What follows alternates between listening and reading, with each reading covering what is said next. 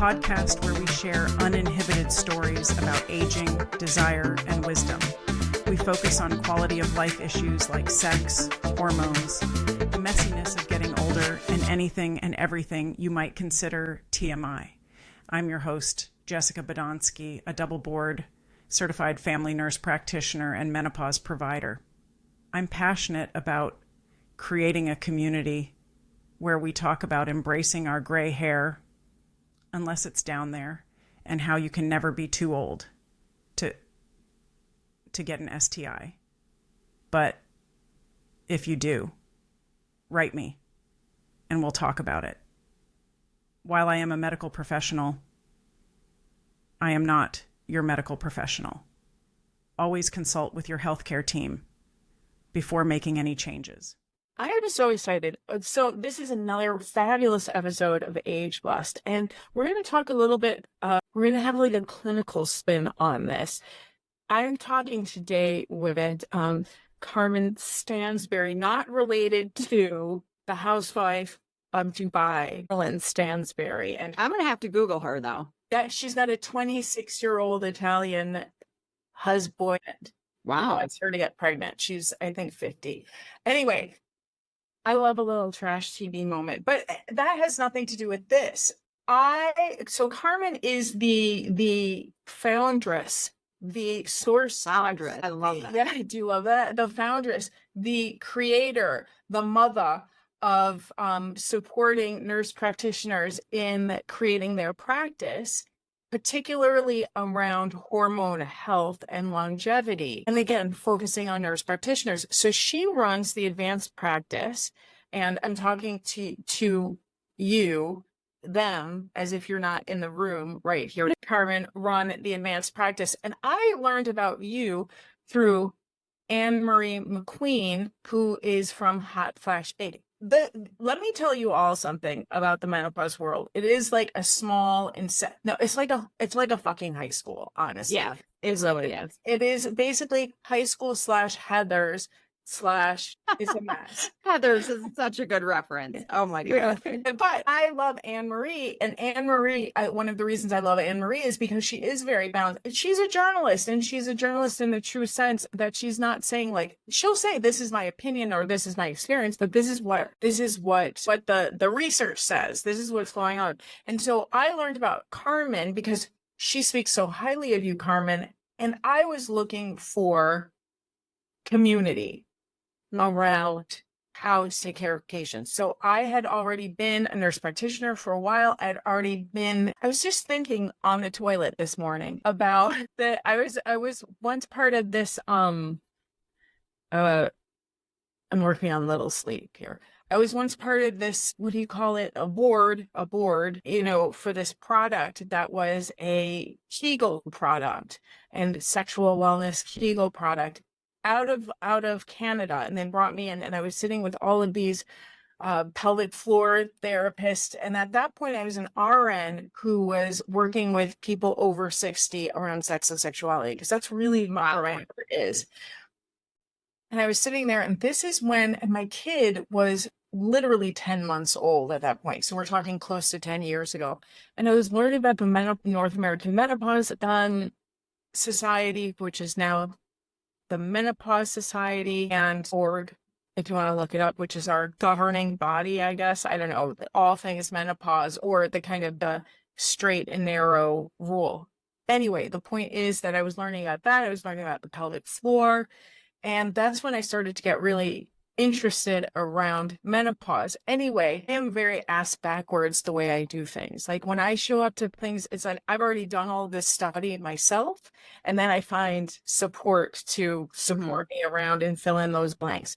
And that's where I found you, and I actually joined the advanced practice because, one, I wanted to learn, and we're going to talk about this, I wanted to learn about menopause care, perimenopause care from a different lens and fill in those blanks, because the Menopause Society is very clear cut. If you're over 45, having symptoms, and you've had some basic lab work done, your cholesterol, your complete blood count, your metabolic panel, that's where we look at your salt and your kidney function and your liver function, those kind of things. Very basic panels, and you're in relatively good health. We'll give you the medicine. We'll give you hormonal care. But my gut was saying, that's not appropriate for everyone. And I found you.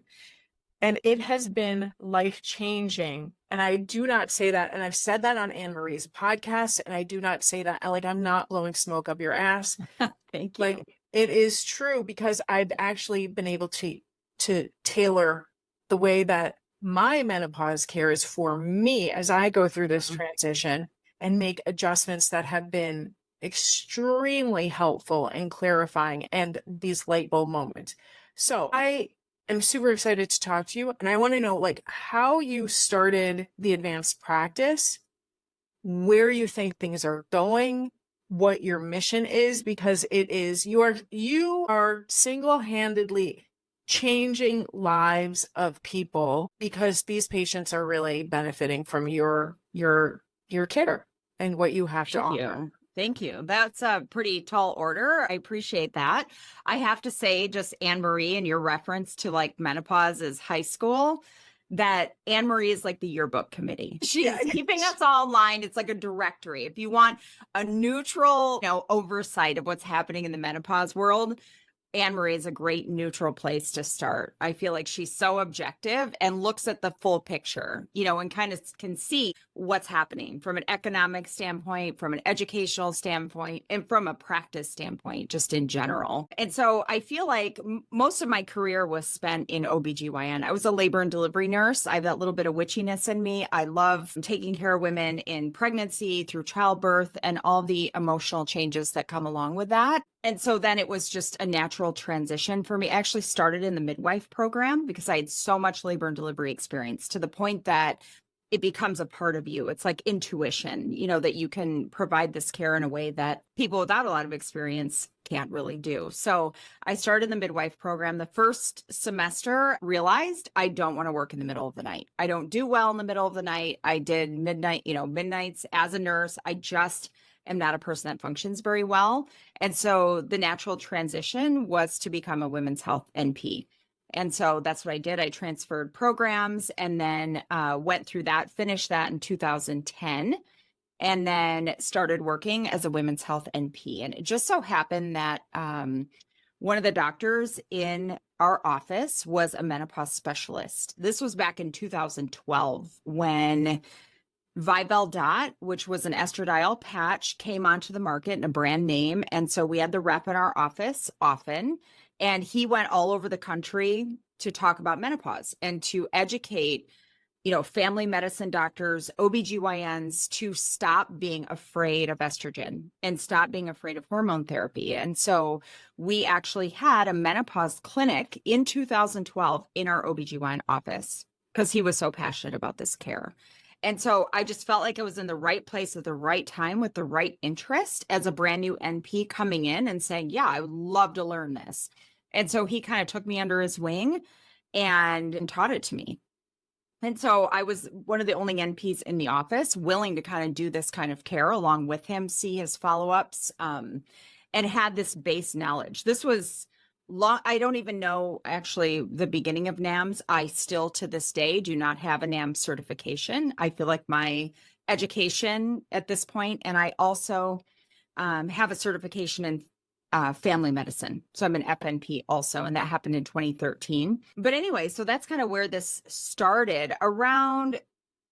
So in that practice, I also did a lot of well woman care, a lot of obstetrics, high risk obstetrics, and a lot of primary care. What prompted me to go back in 2013 to get my FNP was all of my patients, if I diagnosed them with hyperlipidemia or they had high cholesterol, high blood pressure, thyroid disease, I had to refer them out to primary care instead of being that person that could continue to care for them and give them everything that they needed.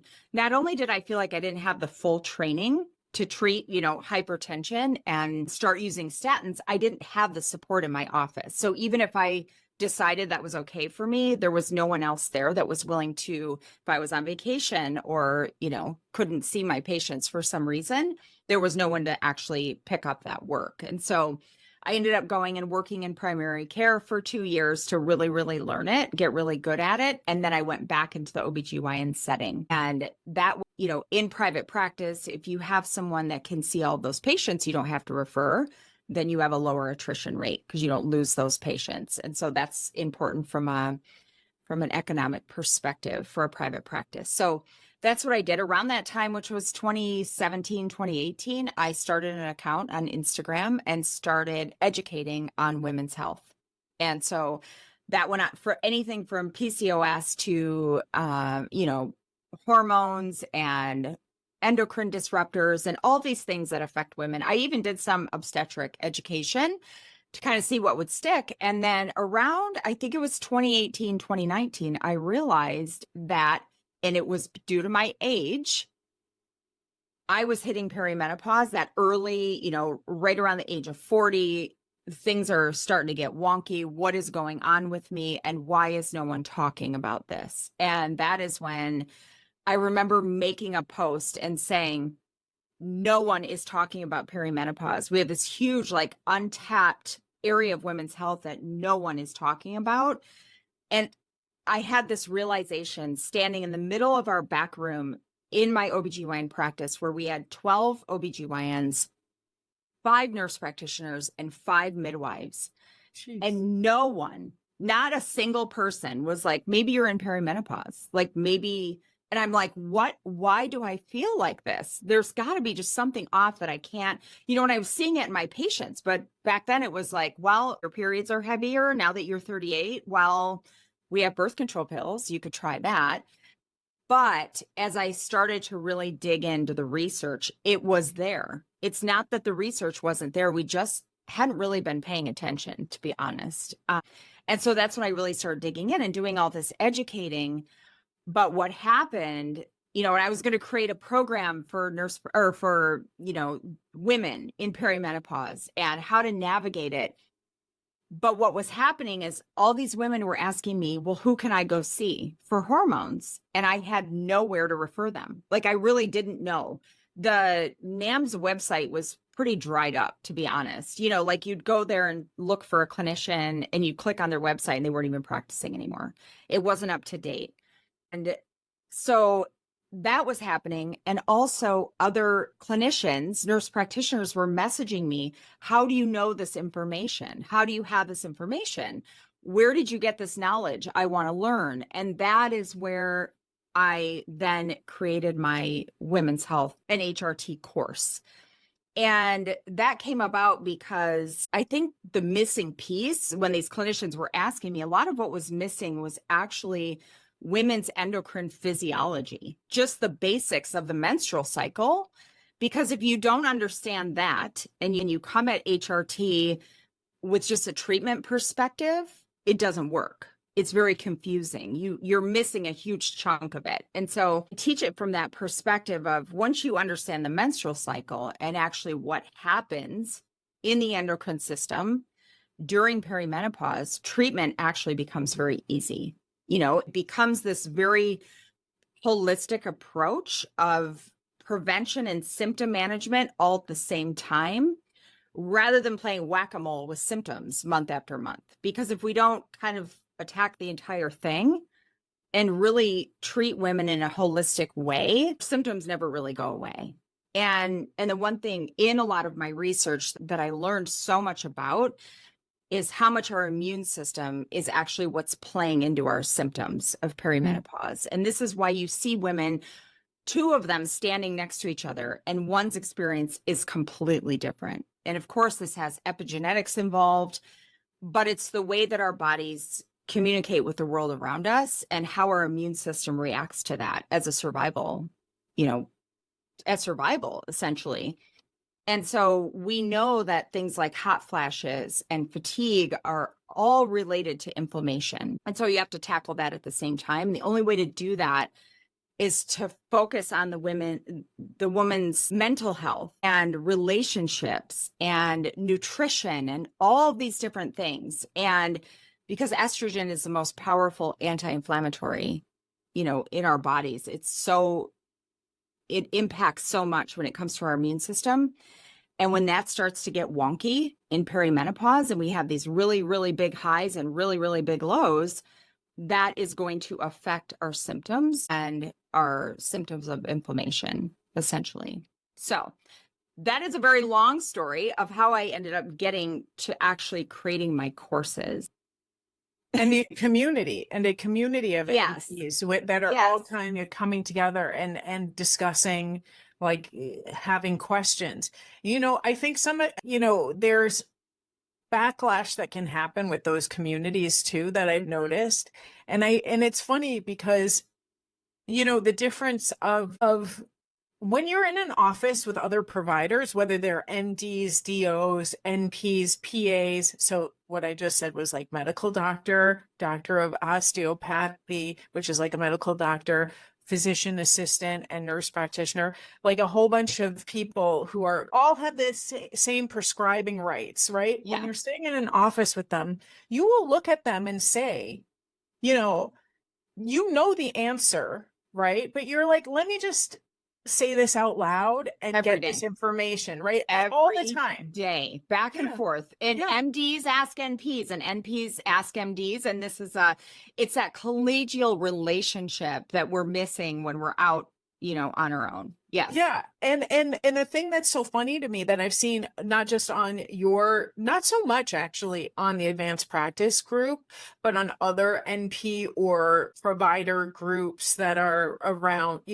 with a lot of people who are practicing, either own their own practice or working remotely or whatever, is that people will chime in who are like more, like physicians, for example, will chime in and be like, how could you even ask this kind of question? And I think like, bitch, because I'm sitting in this room by my fucking self and I need to think. And my 9-year-old does not have the answer. And would you rather me go to Google? No, you want me to ask. And I'm going to tell you something. Yeah. Yes, there are MDs that ask lots and lots of questions and they make mistakes and they don't know everything. And when you're in a collegial setting, outside of the internet, that's how the world works, and that's what we're missing, right? You're in an office and you see something, you can be practicing for 10 years and have something in front of you you've never seen before. Exactly. And everyone that is, practicing with integrity is going to walk out of that exam room and go, hey, have you ever seen this before? Like, this is what I'm going to do. Is this what you would do? And then, hey, whatever happened with that lady that you treated with such and such? What was the outcome of that? This is how we learn. And that's what was missing.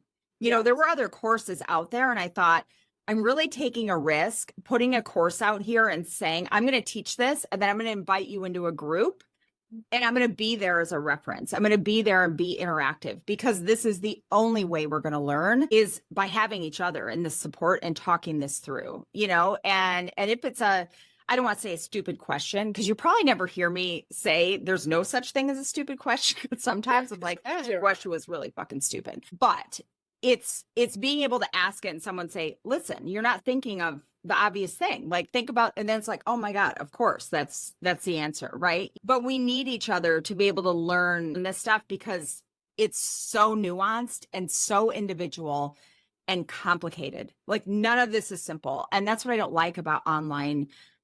Everything is so black and white. And it's just, when you're in real world and you're taking care of people and they're really depending on you, there is so much gray area, because you have to look at the entire woman, right? And I look at the first half of my career as an NP, I just didn't have that lens on. I was, not that it was black and white, but it was just like, I don't know why you're stressed. And now seeing it, it's like all this psychosomatic, involvement in physical symptoms were related to this shitty husband at home. That's why you don't feel good. That's why you're so freaking tired, because you're exhausted. Your nervous system is like wired, And so, but I got off a little off track there, but basically, the collegiality in the community is huge, and it is still thriving. And what happened naturally, which I love, is everyone kind of started supporting each other, jumping in and saying, I'm going to help answer this question. And that's, it was more just creating this space for people to show up and talk clinically. And I do have physicians that have taken my course, and I have lots of physicians in my in my business academy. Some choose not to participate in the community. They just want the information, and that's fine. And so I don't want to exclude them because there are so many wonderful, physicians and, like you said, DOs and MDs and PAs, and we're all doing the same work. When it comes to outpatient care, I don't care how you split it. We're all doing the same work. And so anyways. Yeah. And I've seen, like, took another one of your courses, because one of the things that I love about your community is that some people are, so I took the course that Gina was teaching, and it was looking at hormones for women from a functional lens. And so when we talk about functional, we're talking about like saying, okay, yeah, hormones are helpful at this stage in life, but like, let's make sure that the inflammation is addressed, or, anemia is addressed. Like, let's really break it down and see where we can use that word optimize, where we can make these little tweaks. I was the menopause person coming into that, where it was all functional people that were learning about menopause. It was really interesting. So sometimes I'll have a question, or I'll be looking at other people's questions, and it's the kind of different voices that come in, are just so super interesting. I'm really appreciative of it, because it has helped me. Even how I just looked at my labs yesterday, and I was sitting there and I was like, oh, okay, this. I was like, oh, that's doing well. Okay, this can use a little bit of tweaking here and this, where I think before it would have just been, you did your labs at the beginning of this 12-month cycle, and, the hot flashes are gone. Therefore, you're good. You're good. That's it. Right. But that was not the complete story. I just find it so where do you think, you also do men, though? You also are I do. To expand and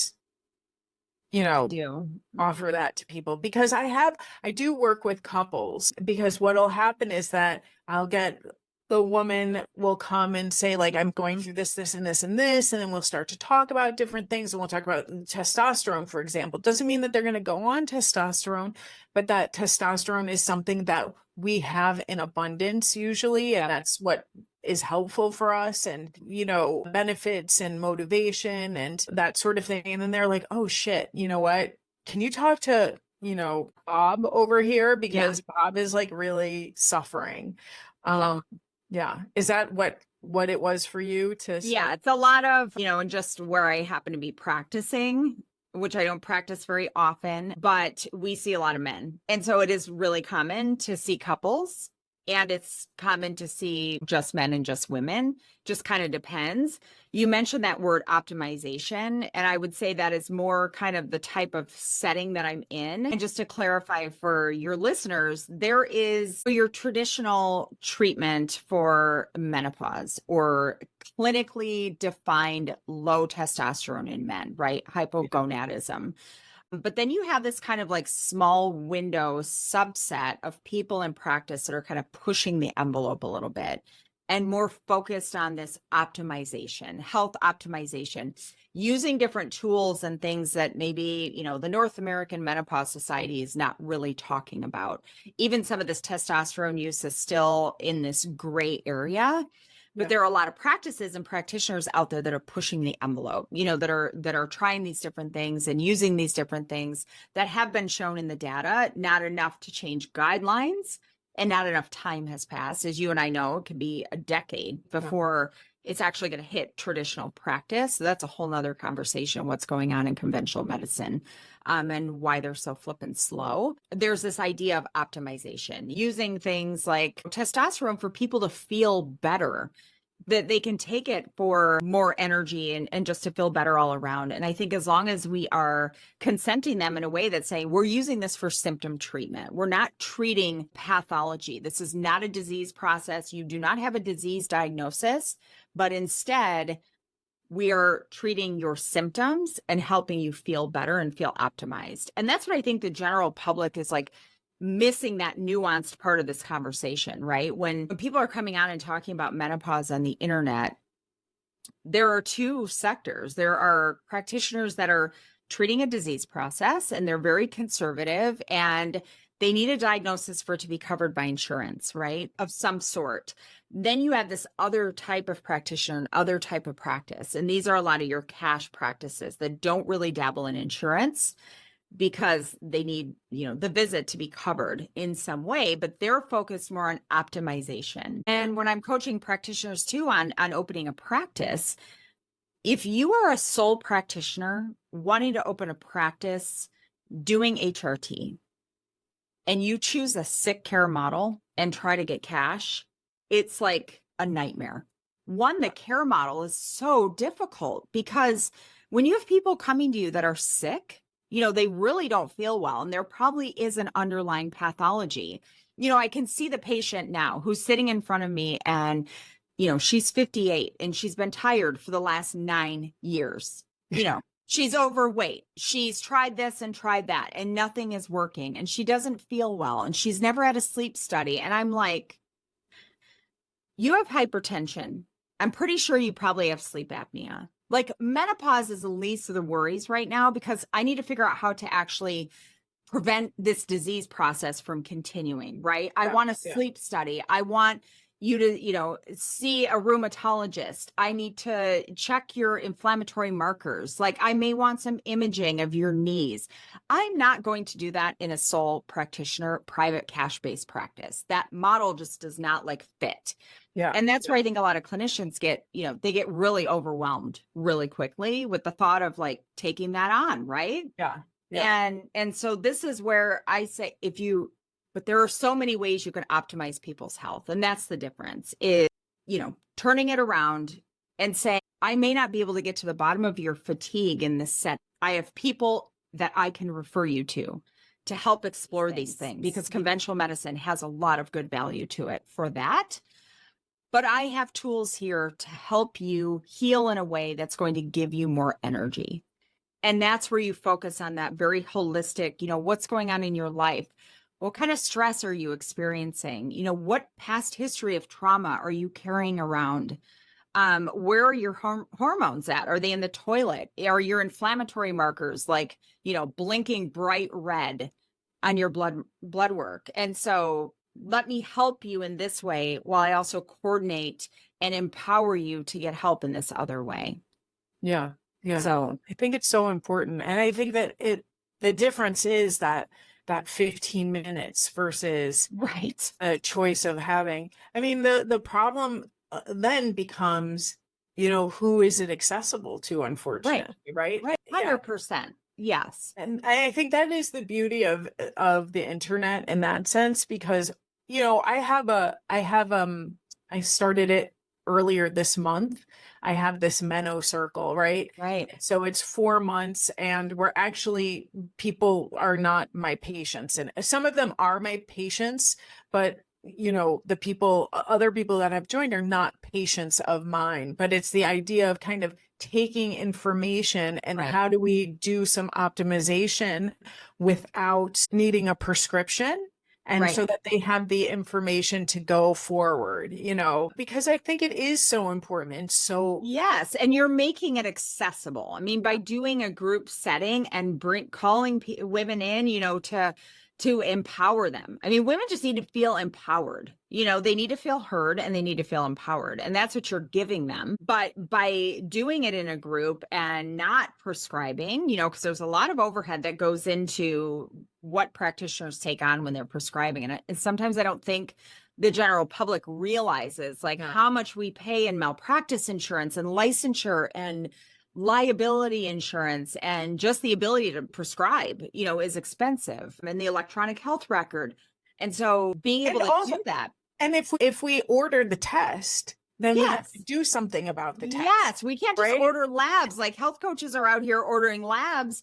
They don't have the ability to diagnose or do any of these things. And so, I think a provider carries a much larger responsibility. Because if we see something, we have to act on it. And if we act on it, that takes our time and our critical thinking skills and our expertise and the amount of reach out that's happening on the back end. What we were already talking about, you get something weird. Next thing you know, you're phoning a friend I saw this thing and I'm not sure. Would you refer her to room or would you refer over here? Or, all Yeah. these different things that we have to do in the overhead of actually owning a prescribing practice. And so I think what you're doing is incredible for women because you're empowering them, but making it very accessible. And that's Yeah. what's so great. And about even the podcast that I've started is more about look at all these cracks in our healthcare system that are being filled by these incredible people, whether they're coaches, whether they are psychologists, whether they are private practice owners, all of these different and creative ways that we are literally filling in the cracks of a very faulty system. And it's amazing. I mean, what you're doing is incredible. Thank you. Well, what you're doing is incredible. Well, thank you. And we're kind of just doing it together. Yes, exactly. We're doing it in parallel, right? We're all like supporting each other in some way or another. Yeah. And that's just kind of, I think, by circumstance is how I ended up here, is just because of people reaching out. People tell you what they need. And that's kind of the coolest thing about showing up on the internet is, and ready to help, is that people actually give you what they need. They'll tell you. And if you want to start a business around it, you can. And that's what happened to me. I was doing, I opened a practice, and through a cross-country move, I ended up, leaving my practice. It's still thriving and has an amazing owner. But people wanted information of how did you do that? Can you help me? And that's where I started doing a lot of consulting because I learned a lot about opening a practice and doing a fee for service and being problem focused. And I learned it very, very quickly that the model doesn't work. Yeah. Honestly, I mean, this is not like let me tell you something. It's a shit model. And I still basically do it and it's shit. Yeah. It's horrible. It just doesn't work. It does not. You make $5 an hour. Like I opened my business, so 4 weeks in, I go, I need a triage nurse. I need a front desk. I need support staff. I have no money to pay anyone. Like, this is crazy. Yeah. Because I had no systems. I had no, I was trying to do a conventional model. Someone out there said, oh, that's all you got to do. You just say, I do hormone therapy and this and that. And so you just put your sign up on the door and you just put your price and they come and it's real easy. No, it's definitely not. It's definitely not. And it's not the way. And I will shout this from the rooftops. It just doesn't work. I mean, as you know, because you end up making $5 an hour because you're doing the job of 5 people. Or you end up having a full-time job. Yeah. And also trying to do this to support people. Like, that's full disclosure. I don't give a shit. Like, everyone can know, right? And full disclosure, I have a full-time job. Yeah. That is very public health related. And then I do this on the side. But of course, I don't charge a lot because I want to make sure that it's accessible to everyone. So basically, I'm just burnt out at the end of it. And, have nothing left to give to anyone. And, I'm up all night, but you're doing your life's work. I mean, yeah. And when you're ready to change it, you will. Yeah. Well, I'm getting ready to change. I mean, and you happen to be getting ready to change it. Yeah, it happened to be. Yeah. And for me, it's also like creating groups and connecting people. Yeah. And I love being part of that group, even though it's not like anyone knows me on your group except for you. I harass you all the time, right? But the majority, but I just like being part of group because I do not think that we can, we are human beings are interdependent, right? And this is the thing that we forget about, especially for those of us who come from very hyper independent mindsets, that we need each other. So the beauty of the Instagrams and the internet and all of that is saying there are resources out there and you are not suffering alone. That is one of the wonderful things to do. What is your podcast called? It's called Well Kept. And it's hosted by the Advanced Practice. Yep, I do the podcast with Jackie Gianelli. Who's great. She's amazing. She's also an FNP and she is certified by the Menopause Society. But Jackie brings a very different kind of angle with her experience in digital health, menopause care, sexual medicine, very, very experienced in that way. And so what we are doing is, like I was saying, is kind of featuring clinicians and also different disciplines of people that are filling these cracks in the healthcare system they're using creativity and innovation in their practices. So we're exploring lots of different care models. So we've interviewed we interviewed the president of the AANP, for example, talking about his position. He's overseeing AI now at Columbia, and he also was part of creating a medical aesthetics sector in the graduate nursing program. So just these innovative things that are happening out there. And then I interviewed a psychologist who does work with birth trauma, and her work is incredible. She has multiple books. And just with my obstetric background and how much I dealt with that and had no idea what to do for these women, I wanted to have her on to talk about that. So they're just a few examples. And then practice owners, that are just doing different things and offering this newer, more innovative and modern holistic health experience for people that want it.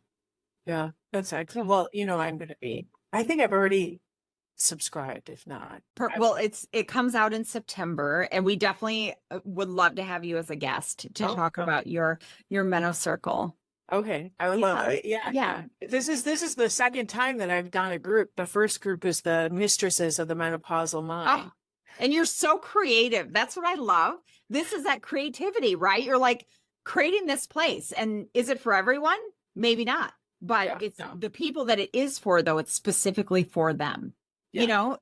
I always think that my space is always for complicated women who are kind of the weirdos of the world. See, perfect. And there's a community for them. That's so great. I love that. Yeah. So, and it's all of these different people who are different, some are in poly relationships, some are psychedelic people, some are expressions of themselves. There's a lot of subcultures out there. Yeah. Those are the people who come and are like, I want to hear how LSD is helpful in menopause. Sure. And because I live in Northern California, that's kind of normal by me now. Yeah, of course. Lots of psychedelics. Psilocybin. Yeah. Lots of journeys. You just need to hire a guide for, $35,000. And my God. You can do a psilocybin experience too. Well, come to New York. It's I got to hook you up with a cheaper experience, more affordable and equally fabulous experience. I love it. This is super exciting. I want to just quickly, we'll wrap it up in a second. I want to talk about where you think things are going, because I have an idea for myself. I know from me, I want to continue to do the groups, but I also find that, and it could be my ADHD, because I cannot stay on one thing, but I go back to where I started. And where I started was working with people over 60 and talking about sex and sexuality. And I used to run groups for them. And I did it for very selfish reasons, which was I want to have a full life as I get older. And also, when I was in nursing school, one of the best lectures we had when we did the geriatrics portion was this woman who came on, and she talked about the different stages of being being an elderly person. So 65 and then old, then there's old elderly, right? Young elderly to old elderly. Mm-hmm. And she said, pain is not a normal part of aging, which I think is so fucking important. For people to understand, and I talk about it all the time. Pain is not a normal part of aging. Put that in the forefront of your mind. We always are saying but I'm just getting older. No, that's not okay. It is not okay. And that goes back to that inflammation. Right. And that you can still be sexual. And I would have people coming to the group, coming to my talks, 106 years old, who are still having sex. Talk about one man who came up to me and he was 72 and he said, I just had sex for the last 12 hours with an old sweetheart. And he said, and I don't even use my penis. I use these two fingers, and it was fabulous. And I was like, let me hear all about it. I actually didn't really want to hear about it at that particular moment, but you were being kind. I was fine. I was there. I was ready to wrap it up, but I wanted to hear. And, so for me, it is about how do we stay strong, feeling good, past menopause, post menopause. So at that point where, you know, NAMS or the Menopause Society says, if you're over 60, right, it's been 10 years, the window is closed, right? Because there's a window where you can start. Get away from that, though. We're really getting away from that. Yeah. And so, yeah, I don't want to provide any misinformation, but these strict windows, you know, when I first started in 2012, like I was telling you, was the least amount of hormones for the least amount of time and never for more than 5 years. Yes. Right. And now it's like, as long as you're within this 10-year window, I still am pretty strict on that 10-year window, maybe with some give and take. And it depends if it was surgical menopause. And this is, again, where this is a shared, you know, conversation with our patients, obviously. Sorry, I didn't mean to divert off of what you were saying. No, that's really important because what it actually adds to it when I think about where I might want to go and the people that I want to work with continue. Obviously, I want to work with everyone, thinking again, selfishly, right? I think about like the 80-plus-year-olds in my life who are strong and smart and active, and the choice was taken away from them in 2003. Like my mother, for example, was on HRT, and then it was just ripped from her. You know, how do we, that shared decision making comes in at that point, saying like, you're not dead in your 80s, you're not dead in your 70s. Right. So how do you want to do the next 10, 20, 10, 15, 20 years? How do you want to play that out, knowing that it's that health span versus lifespan. We're getting, that is the shift that's happening, is that our, allopathic system is very focused on like, how long can we keep you alive? How long can we extend your life, when it should be, how long can you live a healthy life and not live with sickness? We're very afraid of death in the US, and the things, 110. You could be, I mean, I don't even want to get into it. There's a lot of ethics involved, right? But we are not a very accepting society about when it comes to end of life care and just end of life in general. But this kind of shift in healthcare is this focus on how long can you stay healthy? Not how long can you live, but just how long can you actually be healthy? And like you're saying, these people over 80 are still having sex. And how, as practitioners, can we help them do that? So I love that you're doing this work. Yeah, this is really because how do we redefine intimacy? One of the last book that we're reading in the group, because we're actually using text. I'm trying a different way to do this group using text. And the last text that we're using is called Sovereign Love, and it's by Danae Logan. And she's really interesting, and she talks about masculine, feminine energy. But most recently, she has talked about, I believe it's her, she's been talking about this concept of like, how people talk about, oh, it's so wonderful that they've been married for 40, 50 years. Like, really? Is that really so great? What if they've both been fucking miserable for the last 30 of those years? Yeah. And they stopped fucking 30 years ago. Like, what are we doing? And it's the same thing about wellness and feeling this healthful life. And feeling, in the book, Metabolic Reset for Women, or the Metabolism Reset for Women by Laura Bryan, which is the first book. She says, the best way to tell if you're on the right track, if you've got metabolic flexibility, right, is, do you have a zest for life? There's that vitality, right? Yes, that like you get up in the morning and you want to get out of bed because you feel good in your body. I think one of the biggest things that we battle when it comes to that, everything, what life can be so challenging in so many ways. And I think health is only one part of that, right? It's the socioeconomic stuff. It's the politics. It's the, financial strain that people feel. And that is part of that. And creating a community just to talk about it and to provide that support is huge, because some of these problems we can't get rid of, right? But it does affect our zest, like you're saying. And so, yeah, I mean, I love that metabolic flexibility and where you were taking that, for sure. Yeah. So that's where I feel like my stuff is going. And I'm guessing, because you do have a longevity, use those words, right? Yes. And so is that where you think things are going. Yes. And it's not, again, like when we say longevity, it's not the focus of, how long can I live? Can I live to be 105? Like, I think one of the biggest oxymorons is like everyone's talking about longevity, but no one can afford to retire. So how the hell are we going to afford to live to 110? Like, tell me this. Yeah. But anyway, that's a different conversation again. But I think longevity, the concept of it is how long can we have our health and vitality versus how long can we actually live? Longevity is not about living and even looking into that documentary about blue zones, what's fascinating is those people just didn't stop working.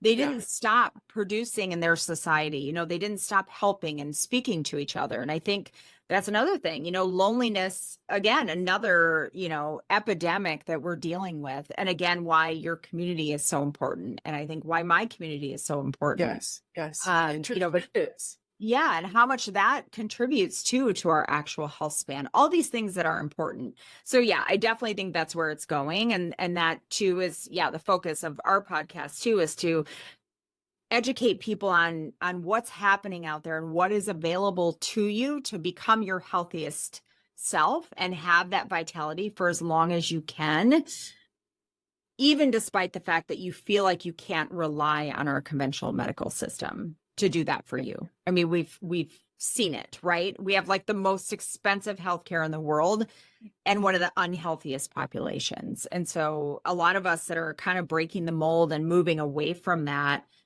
we're taking our medical knowledge with us. That's what's so important, is that as clinicians, we have that medical knowledge still. We have that base, and then we know how to add on to it with the new things that we're learning and the new innovative ways that people are approaching healthcare.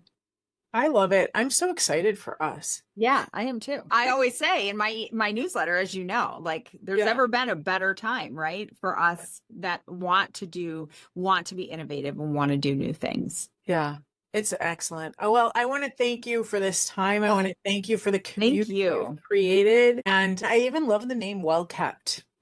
Yes. Isn't it like so good? It just brings up so many things. Like, I just love it. So I'm going to put a link to everything that is you. Awesome. Thank you. On the notes. But you tell us how we can find you. Well, I'm on Instagram, Carmen, Jean, JEANNE.NP for nurse practitioner. And then I have my business website is theadvancedpractice.com. If you're a clinician and you want to start a practice in a more innovative way, get more education, that's a great place to go. Yeah, excellent place to go. I mean, really worth it. Thank you. Absolutely worth it. All right. Thank you so much. Thank you so much. Always a pleasure chatting with you. I know. I love chatting with you. I'm sure I'll be messaging you. This won't be the last time. All right. Bye-bye. Thanks for listening to Age Lust. Rate, review, and follow us wherever you listen. You can also subscribe to our YouTube channel. Learn more about Carmen and the Advanced Practice, theadvancedpractice.com. If you want to learn how to work with me, email helloagelust.co.